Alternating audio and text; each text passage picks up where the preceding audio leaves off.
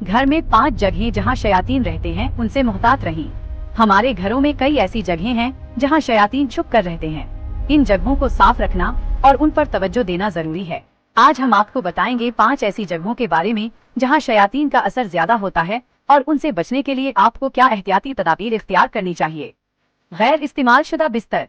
पहली जगह जो शयातीन के ठहरने की जगह बन सकती है वो है गैर इस्तेमाल शुदा बिस्तर। हदीस नबवी सल्लल्लाहु अलैहि वसल्लम के मुताबिक जब बिस्तर तवील अरसे तक बिछा रहता है तो ये शैतान के लिए एक जगह बन जाती है।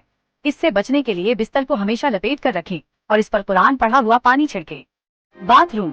दूसरी जगह जो शयातीन के लिए इंतहाई पसंदीदा है वो है बाथरूम। इसलिए बाथरूम में दाखिल होने से पहले इस दुआ का पढ़ना जरूरी है। लटके हुए कपड़े। तीसरी जगह है लंबे अरसे तक लटके हुए कपड़े। अगर कपड़े साफ न किए जाएं या उन्हें मुनासिब तरीके से तह न किया जाए तो शैतान उनमें ठिकाना बना सकता है। इसलिए कपड़ों को दुरुस्त तरीके से तह करके रखना चाहिए और उन पर कुरान पढ़ा हुआ पानी छिड़कना चाहिए। मुजस्मे या तस्वीर। चौथी जगह वो है जहाँ इंसानी या हैवानी शक्ल के मुजस्मे या तस्वीर रखी जाती हैं। हदीस नबवी सल्लल्लाहु अलैहि वसल्लम के मुताबिक ला तदखुलुल मलाइकतु बैतन फीही कल्बी वला तमासी। इसलिए उन अशिया को घर से निकालना या छुपाना जरूरी है।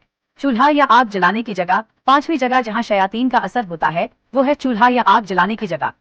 चूँकि शयातीन आग से पैदा हुए हैं वो उन जगहों को पसंद करते हैं। जब भी चूल्हा जलाया जाए बिस्मिल्लाह ही कहना जरूरी है। हर कमरे में दुआ पढ़ना। घर में हर कमरे में कुरान पढ़ा हुआ पानी छिड़कना और दुआ करना शयातीन को दूर करता है।